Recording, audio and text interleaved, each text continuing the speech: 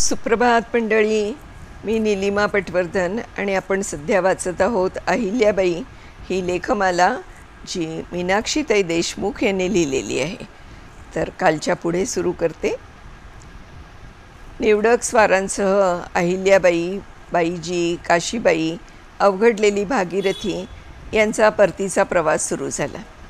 वाटेत कुवारी नदीकाठी दत्ताजींचे क्रियाकर्म केले. पिंडास कावळा शिवेना तेव्हा अहिल्याबाई पुढे होऊन म्हणाल्या, भागीरथी आणि होणाऱ्या मुलाचे मी सर्व व्यवस्थित करीन, उज्जैनी सुखरूप पोचती करीन. असं म्हणताच कावळे पिंडावर तुटून पडले. भागीरथीच्या रडण्यास तर खेळ नव्हता. सारा 1.5 वर्षांचा सहवास, पण शरीरापेक्षा आत्म्यावर प्रेम जडलं होतं. रडत रडत एक एक गुण सांगत होती. आणि अहिल्या, त्यांच्या मनी सारा अंधारच. असं प्रेम सटवाईनं माझं अभागिनीच्या भाळी रेखाटायलाच विसरली की काय? स्वामींचं आठवावं तरी काय?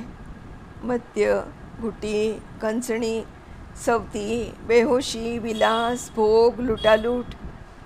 तलवारीचा स्पुंद चढल्यावर तरी तलवार दौलतीच्या कामी यावी, तेही दैवी नव्हते. बेहोशीतच मृत्यू घडला. अवघी नामुष्की. अहिल्याबाई विलक्षण उदास झाल्या. इतक्यात भागीरथीस प्रसूती वेदना सुरू झाल्याचं सांगायला काशीबाई आल्या. दत्ताजींच्या आठवणींनी सतत रडत असल्यामुळे तिला कळा देणं होत नव्हतं. मूल खाली सरकत नव्हतं. अखेर बाईजींनी रुद्रावतार धारण केला. अहिल्या प्रेमाने समजावू लागल्यावर भागीरथी नीट कळा देऊ लागली. 1.5 तासात टह्याच्या अमृत वर्षावाने दुःखी डेरा आनंदित झाला. दत्ताजीस मुलगा झाला. पुत्रजन्माचा शंख वाजला. नजीकच्या गावात साखऱ्या वाटल्या. तोफयंत्रे हवेत सोडले. 5वीची पूजा होताच पालख्या निघाल्या. शब्द दिल्याप्रमाणे अहिल्याबाईने भागीरथीस उज्जैनी पोचवून बाईजीसह त्या इंदोरास परतल्या. संक्रांतीला बाईजी इथे नसल्यामुळे रथसप्तमीला सर्वीकडे तीळ शर्करा पाठवल्या. थोडं स्थिरस्थावर झाल्यावर उदाबाई आणि अहिल्याबाई बोलू लागल्या. अहिल्याबाई तिकडील सर्व हकीकत सांगून विचारले, ताईसाहेब, आपण उदयपुरास जयपुरास कशास्तव जासूत पाठवला? काय झालं? कसं सांगावं? मालेरावांवर रात्रंदिवस पहारा कसा आणि कोण ठेवणार? ताईसाहेब, काय घडलं ते जल्दीने सांगा. मन घट्ट करून ऐकू आम्ही. वहिनीसाहेब, मालेरावांच्या खोड्यांना नुसता ऊत आलेला.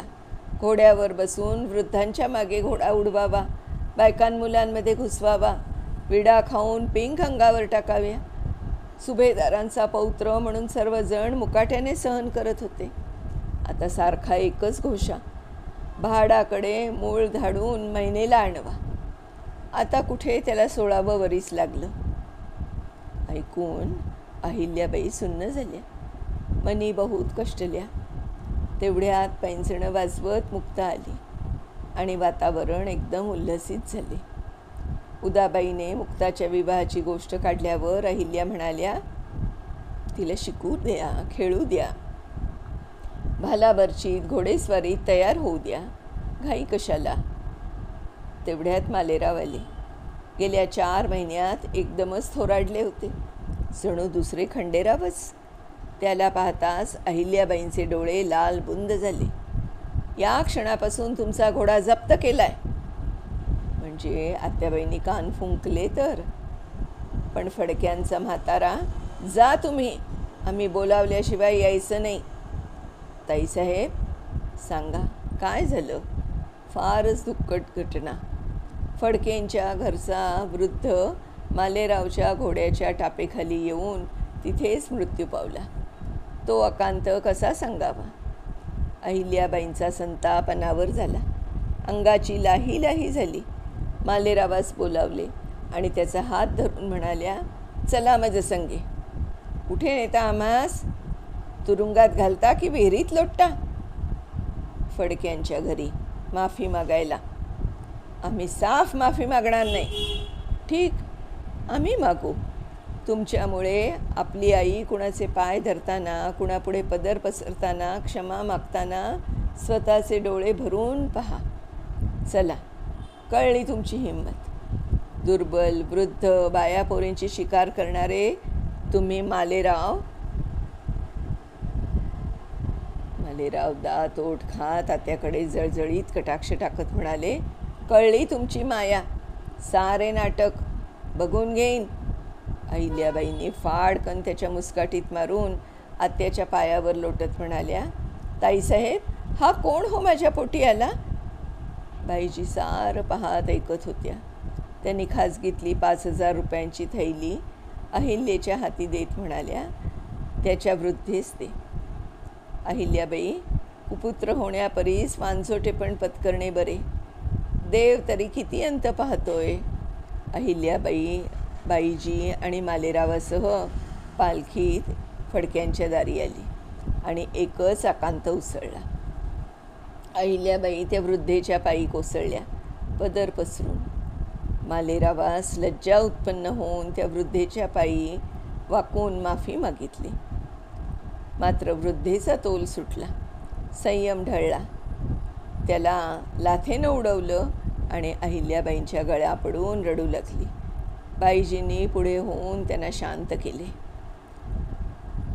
धडपडत उठत मालेराव मान उडवत म्हणाला, अगं म्हातारे, तुझं घर मी मातीत मिळवीन, आणि तिरासारखा निघून गेला तिथून. अहिल्या 5,000ची थैली वृद्धेजवळ ठेवत म्हणाल्या, मातोश्री, आपले गगनास भिडणारे नुकसान भरून काढणारे नाही. कुणी पाठी येऊन कुणी पोटी येऊन छळतात. मी करावं तरी काय? आपले पाय धरून माफी मागण्याशिवाय माझे हाती काय आहे?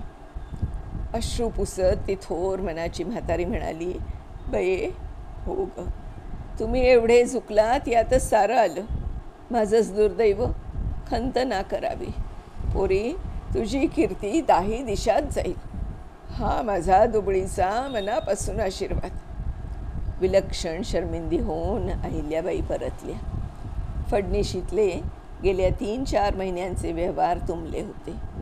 बनाई, द्वारकाईंना नर्मदा प्रदक्षिणेस जायचे, त्याची तजवीज करणे, काही सरदारांकडे थकलेली व बाकी खलिते पाठवणे, न्यायदानावर नजर टाकणे, अशा अनेक कामांचा विचार करीतच त्या फडणीशीत पोचल्या. आधी सर्व पत्रव्यवहार बघितला. भिल्ल प्रजेस छळतच होते. जाम घाटाच्या पठारावर गणपतराव मराठा नावाचा दरोडेखोर जबर दहशत बसवून होता. फौजा सतत युद्धात गुंतलेले असल्यामुळे प्रजेच्या सुरक्षेकडे लक्ष पुरवले जात नव्हते. प्रजा सदैव भेदरलेली, अस्वस्थ, सर्वीकडे स्वार्थाने बुजबुजलेली ते किडे इकडे तिकडे दिसत होते. त्यांना प्रजेसाठी खूप काही करायचं होतं, पण कबूल करूनही सरदार खंडणी भरत नसल्यामुळे अनेक कामे रखडली होती. न्यायदानाचं काम बघताना पहिलाच अर्ज फडक्यांच्या विधवेचा. आपल्या पौत्रास काय शिक्षा करणार? फाशी देणार की हत्तीच्या पायी देणार? असा ज्वलंत सवाल अर्जात होता. आपण फडक्यांच्या द्वारी जाऊन आलो, हे किती योग्य झाले.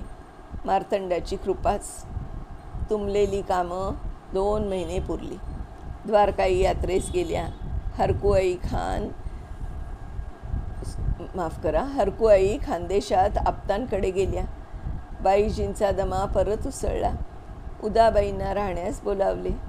फडणीशीत डोंगरा एवढी कामे. अशातच महिनेस ऋतुप्राप्त झाल्याचा निरोप आला. मूळ पाठवणे अगत्याचे झाले. मुलाचे असे प्रकार. सुनेस आणले तर काय होणार माहीत नाही, पण आणणे तर भागच होते. जनलोकात व्यर्थ चर्चा व्हायची. कसे करावे?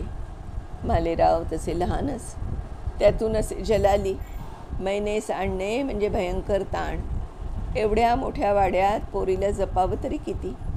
पदरास बांधून तर फिरता येत नाही ना. शेवटी असं ठरलं की त्याला काहीही कळू न देता प्रत्यक्ष उदाबाईंनी पत्र आणि आहेरासह पहाडाकडे जाऊन 2 वर्ष तरी मैनेस तिथेच ठेवावे. तोपर्यंत मैनाही मोठी होईल. दुसऱ्या दिवशी उदाबाई बहाडांकडे रवाना झाल्या. त्यावेळी मालेराव साप पकडायला रानात गेला असल्यामुळे आठाचाराचा प्रसंग सध्या तरी टळल्यामुळे त्यांना थोडे हायसे वाटले. कनवतेने बाईजी अहिल्यांच्या केसातून हात फिरवत म्हणाल्या, मार्तंडे, उजाड रान पदरी टाकले. असं का म्हणता बाईजी? आपण आणि मामंजी 2 कल्पवृक्ष माझ्या राणी असल्यावर कशाची उणीव? पण हे वृक्ष आडवे झाले की. अहिल्यांनी त्यांच्या तोंडावर हात ठेवून पुढचे बोलूच दिले नाही. मल्हाररावांचा पत्ता नजरबाजांनाही लागत नव्हता. नाना तऱ्हेच्या बातम्या, पण आज प्रत्यक्ष मल्हाररावांचे पत्रच आले. गेल्या 3 महिन्यातील युद्धवार्तेने पत्र भरलेले होते. आमचा तलाश न घ्यावा, काळ कठीण आहे, इंदोर राखावे, पायका तयार ठेवा, शीर उखळात आहे. चिंतित अहिल्यांनी कारभाऱ्यास बोलावून शेरियाची, खराटे आणि महिपतराव दिवाण वीरगतीस प्राप्त झाल्याची दुःखद वार्ता गणेश विठ्ठलांना मृत्यांचे घरी निरोप देण्यास सांगवले आणि स्वतः बाईजींना त्यांच्यासह सांत्वनास गेले. त्यांच्या घरी आकांत उसळला. आवरता आवरत नव्हते. त्यात शेटियाजी आणि दिवाणांच्या बायकांनी सती जाण्याचा हट्ट धरला. त्यांना समजवता अहिल्या थकून गेल्या. दिवाणच्या बायकोने तर मोरीत जायचे निमित्त करून पेटवून घेतले. मोठ्या मुश्किलीने वाचवले. इकडे भेटियाजीच्या बायकोने विहिरीकडे धाव घेतली. दोघींवरही पहारे बसवले. दोघींचेही दुःख अफाट. युद्धाची चीड पुन्हा अहिल्यांच्या मनी भडकली. फार शिणल्या. सारं सोडून कुठेतरी दूर हिमालयात जाऊन राहावंसं वाटे. नको ते क्षणभंगूर जीवनाचे दर्शन आणि सारी संसारी दुःखे. डोळ्यांपुढून दोन्ही विधवा हलत नव्हत्या. मंडळी, आज आपण इथे थांबतो आहोत आणि ह्याचा पुढचा भाग आपण उद्या वाचणार आहोत. तर भेटूया उद्या सकाळी नेहमीप्रमाणेच. तोपर्यंत नमस्कार. ही जी मालिका आपण ऐकता आहात अहिल्याबाई होळकरांच्यावरची, ती लिहिलेली आहे